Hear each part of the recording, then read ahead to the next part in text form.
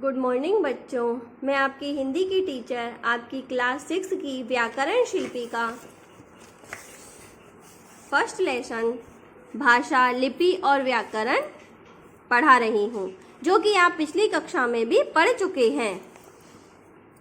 मनुष्य हर समय समाज में रहता है। वह समाज के रहने वाले अन्य व्यक्तियों के साथ अपने मन के भाव एवं विचार आदान प्रदान करता है। इन विचारों या भावों को दूसरों तक पहुंचाने तथा दूसरों के भावों और विचारों को समझाने के लिए जिन शब्दों, संकेतों तथा लिपियों का प्रयोग करता है, वही भाषा कहलाती है। भाषा के बिना मानव समाज के क्रियाकलाप सुचारू रूप से नहीं चल सकते। इस प्रकार हम कह सकते हैं कि अपनी भाषा को बोलकर या लिखकर दूसरों तक पहुंचाना, दूसरे व्यक्ति द्वारा उसे सुनकर या पढ़कर समझ लेना ही भाषा है। अतएव बच्चों, अपने मन के भावों और विचारों का आदान प्रदान करने का माध्यम भाषा है। इस प्रकार भाषा की प्रक्रिया के 4 बातें होती हैं। भाषा की प्रक्रिया में 4 बातें होती हैं। का बोलना और सुनना, खा लिखना और पढ़ना। उपयुक्त उदाहरणों के आधार पर भाषा के 2 रूप होते हैं। पहला मौखिक अथवा कथित भाषा, दूसरा लिखित भाषा। मौखिक अथवा कथित भाषा, जब हम बोलकर या परस्पर बातचीत द्वारा अपने विचारों को दूसरों के सामने प्रकट करते हैं तो वह मौखिक या कथित भाषा कहलाती है। मौखिक भाषा में हमारे मुख से कुछ ध्वनियाँ निकलती हैं, जिसे सुनकर दूसरा व्यक्ति उसका आशय समझ लेता है। नाटक या फिल्म में अभिनेता अभिनेत्री में परस्पर वार्तालाप, भाषण देना, रेडियो पर समाचार सुनना, टेलीफोन द्वारा सूचना देना आदि मौखिक भाषा के उदाहरण हैं। दूसरा लिखित भाषा, जब हम अपने विचारों को लिखकर दूसरों तक पहुंचाते हैं और दूसरों के लिखित विचारों को पढ़कर समझते हैं तो वह लिखित भाषा कहलाती है। लिखित भाषा स्थायी होती है। लिखित भाषा का प्रयोग पत्र पत्रिकाओं, पुस्तकों, होर्डिंग्स पर लिखे विज्ञापन, दीवारों पर सूचना अंकित करने वाले तथा कुछ अन्य लिखित सूचनाओं के रूप में किया जाता है। लिखित भाषा में हम ध्वनियों को बोलते नहीं बल्कि लिखते हैं। लिखी गई इन ध्वनियों से शब्द और शब्दों से वाक्य बनते हैं। इन वाक्यों को पढ़कर लिखने वाले की बात को समझ लिया जाता है।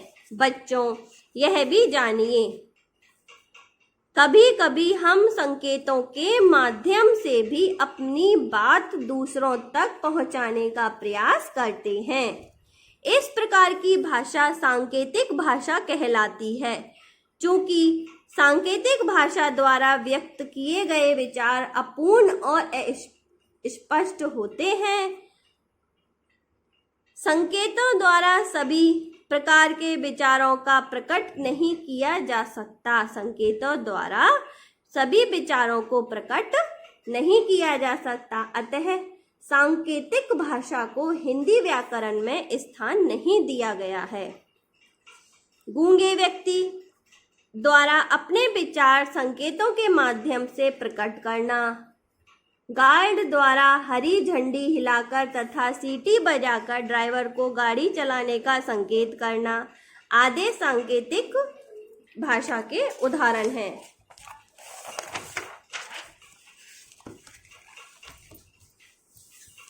विश्व में अनेक भाषाएं बोली जाती हैं, जैसे अंग्रेजी, उर्दू, अरबी, फारसी, जर्मनी आदि और हिंदी। विश्व में अंग्रेजी भाषा का प्रथम, हिंदी भाषा का दूसरा और अन्य भाषाओं का तीसरा स्थान है। भारत की भाषाएं अन्य देशों की अपेक्षा भारत में अनेक भाषाएं बोली जाती हैं, इसीलिए भारत को बहुभाषी देश कहा जाता है। भारतीय संविधान की 8वीं अनुसूची के अंतर्गत भारत की 22 भाषाओं को मान्यता प्रदान की गई है। ये भाषाएं हैं असमी, सिंधी, कन्नड़, उड़िया, कश्मीरी, कोंकणी, मराठी, बंगाली, मणिपुरी, मलयालम, तमिल, नेपाली, तेलुगु, डोंगरी, पंजाबी, संस्कृत, उर्दू आदि। मातृभाषा, बच्चा जिस भाषा को अपने घर परिवार में माता पिता के साथ बोलता सीखता है उसे मातृभाषा कहते हैं। जैसे पंजाबी परिवार में पलने वाला बच्चा सबसे पहले पंजाबी भाषा सीखता है और सिंधी परिवार में पलने वाला बच्चा सिंधी भाषा को सबसे पहले सीखता है। राष्ट्रभाषा, जिस भाषा को किसी राष्ट्र के अधिकांश भूभाग में बोला व समझा जाता है उसे राष्ट्रभाषा कहते हैं। भारत में हिंदी भाषा को राष्ट्रभाषा का स्थान प्राप्त है। प्रादेशिक भाषा, किसी प्रदेश में बोले जाने वाली भाषा को प्रादेशिक भाषा कहते हैं। ये इस प्रकार से दिए हुए चित्रों में कुछ प्रदेश हैं और उनकी भाषाएं हैं। जैसे कश्मीर में कश्मीरी, पंजाब में पंजाबी, महाराष्ट्र में मराठी, कर्नाटक में कन्नड़, उड़ीसा में उड़िया, गुजरात में गुजराती। इस प्रकार से राज्य भाषा, राज्य भाषा का अर्थ है सरकारी भाषा। इससे तात्पर्य यह है कि सभी सरकारी कामकाज इसी भाषा में किए जाएं। भारतीय संविधान के अनुच्छेद 343 के अनुसार 14 सितंबर 1949 को हिंदी को भारत की राष्ट्रभाषा के रूप में स्वीकार किया गया। इसलिए प्रतिवर्ष 14 सितंबर को हिंदी दिवस के रूप में मनाया जाता है। बच्चों, यह भी जानिए, अखिल भारतीय स्तर पर हिंदी संपर्क भाषा भी है। हिंदी देश की राष्ट्रभाषा होने के साथ साथ बिहार, उत्तर प्रदेश, राजस्थान, हरियाणा, मध्य प्रदेश, हिमाचल प्रदेश, चंडीगढ़, दिल्ली, उत्तराखंड, छत्तीसगढ़, झारखंड और अंडमान निकोबार की भी राज्यभाषा भी है। इनमें अंडमान निकोबार के अतिरिक्त अन्य सभी राज्य हिंदी भाषी राज्य कहलाते हैं। बोली, किसी प्रांत के सीमित क्षेत्र में बोली जाने वाली भाषा को सामान्य रूप से बोली कहलाता है। किसी प्रांत के सीमित क्षेत्र में बोली जाने वाली भाषा का सामान्य रूप बोली कहलाता है। बोली भाषा का स्थानीय या क्षेत्रीय रूप होती है। सरकारी कामकाज में इसका प्रयोग बिल्कुल नहीं होता। भारत में अवधी, बिहारी, भोजपुरी, मैथिली, गढ़वाली, ब्रजभाषा आदि अनेक बोलियां प्रचलित हैं। अतएव भाषा के क्षेत्रीय रूप को बोली कहा जाता है। बोली और भाषा में अंतर। बोली और भाषा, बोली एक सीमित क्षेत्र में बोली जाती है और भाषा विस्तृत क्षेत्र में। बोली किसी एक ही भाषा का अंग है। भाषाएं अलग अलग होती हैं। बोली को साधारण बोलचाल की भाषा कह सकते हैं, जबकि भाषा को व्याकरण सम्मत होने के कारण भाषा और एक विकसित रूप होती है। बोली व्याकरण सम्मत नहीं होती और भाषा में व्याकरण के नियमों का पूरा ध्यान रखा जाता है। लिपि, जब हम मुख से कुछ बोलते हैं तो बोलते समय मुख से अनेकों ध्वनियां निकलती हैं। प्रत्येक ध्वनि के लिए हम अलग चिन्ह निश्चित होते हैं। यह चिन्ह वर्ण या अक्षर कहलाते हैं। इन्हीं वर्णों या अक्षरों का प्रयोग जब हम लिखित भाषा में किया जाता है तो उसे लिपि कहते हैं। अतः किसी भाषा को उच्चारित ध्वनियों को लिखने की विधि लिपि कहलाती है। सभी भाषाओं की लिपियां एक सी नहीं होती। प्रत्येक भाषा की अपनी एक लिपि होती है। जैसे ये नीचे दिए हुए चित्रों में ये कुछ भाषाएं हैं और ये उनकी लिपियां हैं। हिंदी की देवनागरी, संस्कृत की भी देवनागरी है, अंग्रेजी की रोमन, फ्रेंच की रोमन, जर्मन की रोमन, पंजाबी की गुरुमुखी, मराठी की देवनागरी, बंगाली की बांग्ला, उर्दू की फारसी। बच्चों ये सब याद रखिए। देवनागरी लिपि का विकास ब्राह्मी लिपि से हुआ। यह बाईं से दाईं ओर लिखी जाती है। फारसी लिपि दाईं से बाईं ओर लिखी जाती है।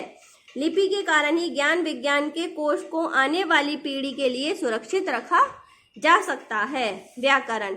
बच्चों किसी भी कार्य को सीखने के कुछ नियम होते हैं। नियमों को सही जानकारी के अभाव में हम उसे ठीक प्रकार से नहीं सीख सकते, ना ही ठीक प्रकार से उसका प्रयोग कर सकते हैं। ठीक उसी प्रकार प्रत्येक भाषा को अपने अपने नियम होते हैं। किसी भाषा को शुद्ध बोलने, लिखने और पढ़ने के लिए कुछ नियम बनाए गए हैं। नियमों के इस शास्त्र को हम व्याकरण कहते हैं। व्याकरण के इन नियमों का अध्ययन किए बिना ना तो हम किसी भाषा को शुद्ध रूप से बोल सकते हैं और ना ही लिख सकते हैं। अतएव वह शास्त्र जिसके द्वारा हमें किसी भाषा को शुद्ध बोलने, लिखने व पढ़ने के नियमों का ज्ञान होता है वो व्याकरण कहलाता है। इन उदाहरणों को पढ़िए और समझिए। स्तंभ ए, स्तंभ आ। मैंने भी विद्यालय जाना है। मुझे भी विद्यालय जाना है।